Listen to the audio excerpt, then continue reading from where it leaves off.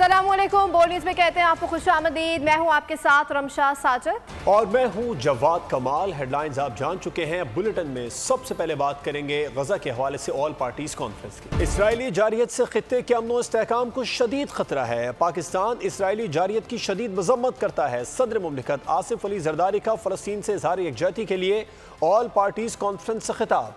कहा इसराइल गजा में मजलूम फ़लस्तीनियों की नस्ल कुशी कर रहा है। लबनान और यमन में भी मासूमों का खून बहा रहा है। वज़ीर आज़म शहबाज शरीफ ने कहा कि फ़लस्तीन की आज़ाद रियासत का क़याम और अल-क़ुद्स दारुल ख़िलाफ़ा होना चाहिए। वक्त आ गया है कि खून रेज़ी को बंद कराने के लिए काविशें की जाएँ। 42,000 शहादतों पर अब आलमी ज़मीर को जाग जाना चाहिए। APC में करारदाद मंजूरी के बाद वर्किंग ग्रुप बनाएंगे। फ़लस्तीनी तलबा को सरकारी जामियात में दाखिले देंगे। Israel has not only endangered religion, peace and security, but its action also threatened global peace. Pakistan is deeply concerned over the escalation of hostilities in the Middle East and strongly condemns Israel's aggression on Gaza and Palestine. Further expanded its brutal campaign targeting the innocent people of Lebanon, Syria and Yemen. फ़लस्तीन की आज़ाद रियासत का क़याम और अल-क़ुद्स शरीफ उसका हतमी दारुल ख़िलाफ़ा होना चाहिए। 42,000 जो शहादतें हो चुकी हैं, मैं समझता हूँ कि आज आलमी ज़मीर को आज जागना चाहिए। वक्त आ गया है कि हमें इस खूनरेज़ी को बंद कराने के लिए अपनी तमाम क़ुव्वतें हमें मुज्तमع करनी होंगी। जो करारदाद हम मंजूर करेंगे, आज ही हम एक वर्किंग ग्रुप बनाएंगे। उनके जो स्टूडेंट्स हैं उनके लिए हमें यहाँ पर मेडिकल तालीम में ख़ास तौर पर उसके लिए हमने इंतज़ाम किया है। कमज़ोर और बेबस फ़लस्तीनियों पर बेदर्दी से जुल्म ढाया जा रहा है। सदर मुस्लिम लीग नून नवाज शरीफ का ऑल पार्टीज कॉन्फ्रेंस से खिताब। कहा कि ऐसी अक़वाम मुत्तहिदा का क्या फ़ायदा जो ना इंसाफ दे सके और ना जुल्म रोक सके। फ़लस्तीनी बच्चों की तस्वीर देखकर दिल खून के आंसू रोता है। फ़लस्तीनियों का खून रंग लाकर रहेगा। बिलावल भुट्टो बोले हम सियासी जंग लड़ने के लिए तैयार हैं। APC के जरिए पैगाम दे रहे हैं कि फ़लस्तीनियों के साथ खड़े हैं। फ़लस्तीन के मिशन के लिए पीपल्स पार्टी की ज़रूरत है तो हम साथ हैं। फ़लस्तीनियों का जिस बेदर्दी के साथ जुल्म ढाया जा रहा है, ये मेरा ख्याल है कि तारीख की एक बदतरीन मिसाल है। तो ऐसी UNO का क्या फ़ायदा जो दुनिया को इंसाफ ना दे सके, जो जहाँ जुल्म होता है उसको रोक ना सके। हम सब का दिल खून के आंसू रोता है जब हम इन बच्चों की खून आलूदा तस्वीर देखते हैं। फ़लस्तीनियों का जो खून है वो रंग ला कर रहेगा। जहाँ फ़लस्तीन का मसला होगा वहाँ हर एक पाकिस्तानी एक पेज पे होते हैं। आज का इस फोरम पे तमाम सियासी जमातें जो यहाँ मौजूद हैं, हम एक वाज़ेह पैगाम भेज रहे हैं कि हम अपने फ़लस्तीनी भाई बहनों के साथ खड़े हैं। पाकिस्तान पीपल्स पार्टी या पाकिस्तान पीपल्स पार्टी का कोई मेंबर इस बड़ा मिशन के लिए अगर आपका काम आते हैं तो Pakistan peoples party is always willing। फ़लस्तीनियों से इज़हार यकजहती के लिए ऐवान सदर में ऑल पार्टीज कॉन्फ्रेंस। फ़लस्तीनियों के हक़ में करारदाद मंजूर कर ली गई। एलामिया भी जारी कर दिया गया। नायब वज़ीर आज़म इसहाक डार ने एलामिया पढ़ कर सुनाया। कहा इसराइल आलमी क़वानीन की धज्जियाँ बिखेर रहा है। फ़लस्तीन में जारी इसराइली जारहियत की भरपूर मजम्मत करते हैं।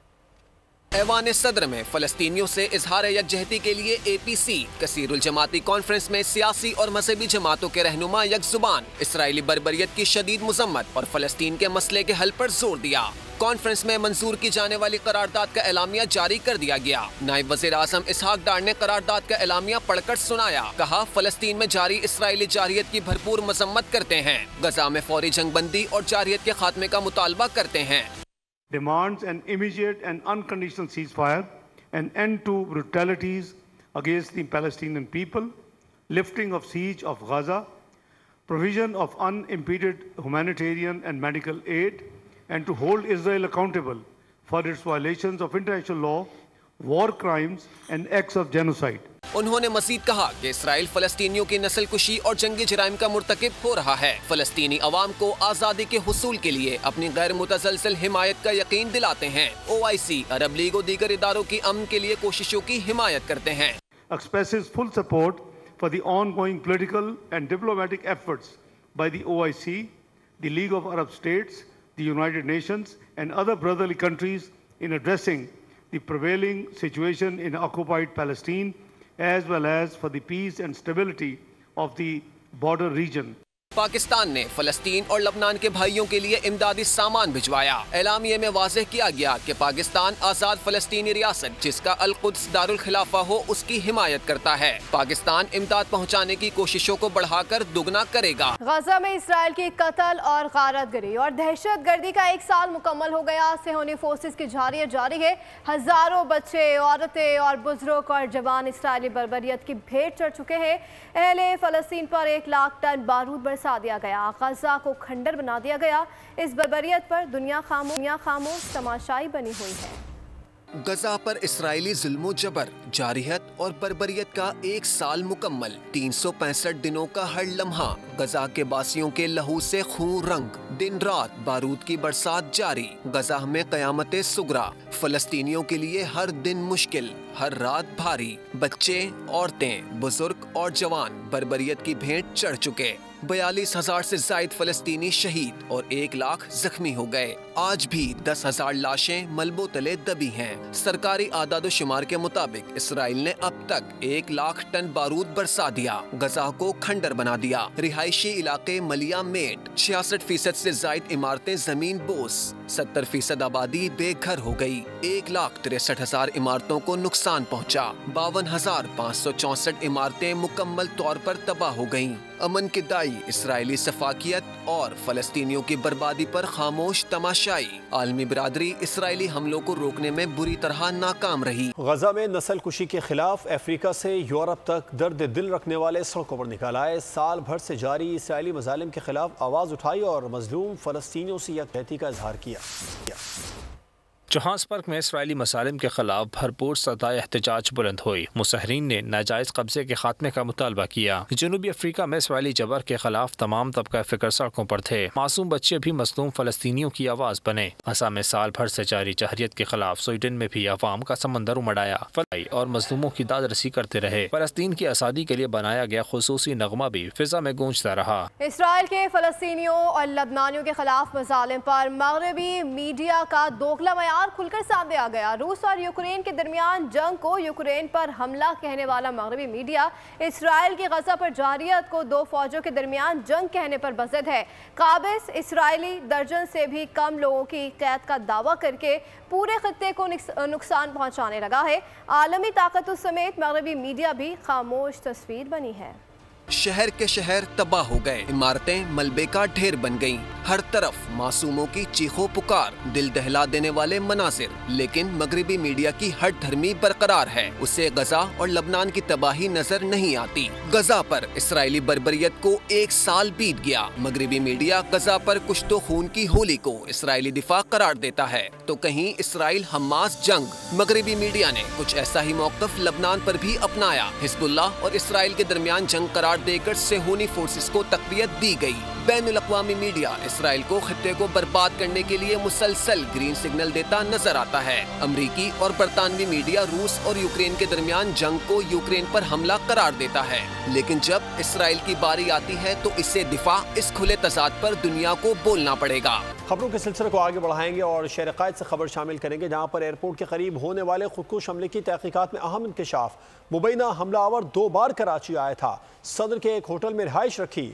ذرائع کے مطابق حساس اداروں نے 6 ماہ قبل ہی ممکنہ حملے کا الرٹ جاری کیا تھا جس میں چینی باشندوں پر حملے کا خدشہ ظاہر کیا گیا تھا. اس کے باوجود سیکیورٹی اداروں کی جانب سے غفلت برتی گئی. مزید تفصیلات خرم گلزار کی رپورٹ میں. کراچی ایئرپورٹ کے قریب دھماکہ، تحقیقات میں اہم انکشافات۔ ذرائع کے مطابق وطن دشمن دہشت گرد 2 بار کراچی آیا۔ حساس اداروں نے 6 ماہ قبل ہی چینی باشندوں پر حملے کا خدشہ ظاہر کیا تھا، لیکن سیکیورٹی اداروں نے غفلت کا مظاہرہ کیا۔ ناپاک ارادے رکھنے والا شاہ فہد بلوچستان کے ضلع نوشکی کا رہائشی تھا، جس کا نادرہ اور موبائل سمز کا ریکارڈ بھی حاصل کر لیا گیا۔ کالعدم تنظیم کا مبینہ دہشت گرد پہلے 3 دسمبر 2023 کو 7:49 پر ہوٹل آیا تھا، دوبارہ 4 اکتوبر 2024 کو کراچی پہنچا، 10:47 پر ہوٹل میں بایو میٹرک انٹری کی۔ اب اس کے عزائم بھی بہت خطرناک تھے۔ عیسیٰ نگری قبرستان بلوچ پاڑا میں گناونی منصوبہ بندی کرتا رہا، ایک شو روم سے 75 لاکھ میں گاڑی خریدی، 5 اکتوبر کو اپنے نام کرائی، دھماکے کے روز دوپہر 12 بجے ہوٹل سے اس نے چیک آؤٹ کیا۔ دہشت گردی کے اس واقعے کے ذمہ دار افراد کی جلد از جلد شناخت کے لیے حکومت مکمل طور پر متحرک ہے۔ ذمہ داران کو کیفر کردار تک پہنچایا جائے گا۔ وزیر اعظم شہباز شریف کی اسلام آباد میں چینی سفارتخانے آمد، چینی سفیر جیانگ زیدان سے ملاقات کی۔ وزیر اعظم نے کراچی میں چینی قافلے پر دہشت گرد حملے پر اظہار تعزیت کیا۔ وزیر اعظم کا کہنا تھا کہ پاکستان میں موجود ہمارے چینی بھائیوں کے جان اور مال کا تحفظ ہماری اولین ترجیح ہے۔ پاکستان اور چین کے تعلقات کو نقصان پہنچانے کی اس گھنونی سازش کو ہرگز برداشت نہیں کیا جائے گا۔ غیر ملکیوں کے لیے سیکیورٹی انتظامات کو مزید کراچی میں دہشت گردی کے واقعے کے بعد حکومت پاکستان کی جانب سے فوری رد عمل اور تحقیقات کے آغاز پر وزیر اعظم سے اظہار تشکر کیا۔ چینی سفیر کا کہنا تھا کہ ہمیں امید ہے کہ واقعے کے ذمہ دار افراد کو جلد از جلد قرار واقعی سزا دی جائے گی۔ اور پاکستان چینی باشندوں سے متعلق فوری ایمرجنسی پلان نافذ کر کے واقعے کی تحقیقات کرے۔ چینی سفارت خانے نے پاکستان سے مطالبہ کر دیا۔ جاری بیان میں کہا کہ حملہ آوروں کو سخت سزا دی جائے، دونوں ملک مل کر دہشت گردی کے خلاف جنگ جاری رکھیں گے۔ پاکستان چینی شہریوں، اداروں اور منصوبوں کی حفاظت کے لیے ضروری اقدامات اٹھائے۔ کراچی میں دہشت گردی کے واقعے پر چینی حکومت نے مطالبہ کر دیا۔ سفارتی بیان میں کہا گیا، جناح انٹرنیشنل ایئرپورٹ کے قریب چینی عملے کی گاڑی پر حملہ کیا گیا، جس کے نتیجے میں 2 چینی ہلاک اور 1 زخمی ہوا۔ دہشت گرد حملے کی مذمت کرتے ہوئے چینی حکومت نے فوری ایمرجنسی پلان نافذ کر کے پاکستان سے تحقیقات کی درخواست کر دی۔ چینی حکام نے دونوں ممالک کے معصوم متاثرین سے تعزیت اور غمزدہ خاندانوں سے دلی ہمدردی کا اظہار کرتے ہوئے کہا، پاکستانی حکام کے ساتھ مل کر صورتحال سے نمٹنے کی بھرپور کوشش کر رہے ہیں۔ وزیر اعلیٰ سندھ مراد علی شاہ نے ایئرپورٹ کے قریب دھماکے میں چینی باشندوں کی ہلاکت پر افسوس کا اظہار کیا ہے۔ مراد علی شاہ چینی قونصل خانے پہنچے اور چینی قونصل جنرل سے تعزیت کی۔ وزیر اعلیٰ نے اس موقع پر اپنے تاثرات بھی درج کیے۔ اس سے قبل انہوں نے صوبے میں امن و امان کی صورتحال پر عام اجلاس کی صدارت کی۔ وزیر اعلیٰ کا کہنا تھا کہ اس طرح کے واقعات کی روک تھام کے لیے پولیس اور امن و امان نافذ کرنے والے دیگر ادارے انٹیلیجنس کا کام تیز کریں۔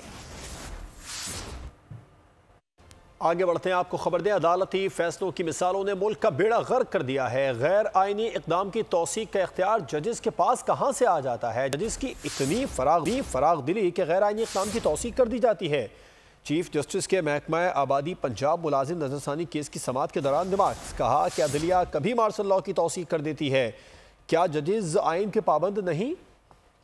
سپریم کورٹ میں محکمہ آبادی پنجاب ملازم نظر ثانی کیس کی سماعت۔ چیف جسٹس نے ریمارکس دیے کہ عدالتی فیصلوں کی مثالوں نے ملک کا بیڑا غرق کر دیا ہے۔ غیر آئینی اقدام کی توثیق کا اختیار ججز کے پاس کہاں سے آ جاتا ہے؟ ججز کی اتنی فراغ دلی کہ غیر آئینی اقدام کی توثیق کر دی جاتی ہے۔ عدلیہ کبھی مارشل لاء کی توثیق کر دیتی ہے، کیا ججز آئین کے پابند نہیں؟ پاکستان میں یہی ہو رہا ہے، ایک کے بعد دوسرا مارشل لاء آ جاتا ہے۔ عدالتی فیصلے کا حوالہ وہاں آئے جہاں آئین و قانون کا ابہام ہو۔ عدالتی فیصلہ آئین و قانون سے بالا تر نہیں ہو سکتا۔ لگتا ہے وقت آ گیا ہے ججز کی کلاسز کرائی جائیں۔ کیا جج بننے کے بعد آئین و قانون کے تقاضے ختم ہو جاتے ہیں؟ وکلا کو آئین کی کتاب سے الرجی ہو گئی اور وہ اب آئین کی کتاب اپنے ساتھ عدالت نہیں لاتے۔ کے الیکٹرک کی جانب سے طویل لوڈ شیڈنگ کا معاملہ، عدالت نے کے الیکٹرک وفاق اور دیگر کو نوٹس جاری کر دیا۔ MQM رہنما کی جانب سے دائر درخواست سے موقف اختیار کیا گیا کہ حلقے کے اسکول سے بجلی نہ ہونے کے باعث بچوں کو تعلیم حاصل کرنے میں مشکلات کا سامنا ہے۔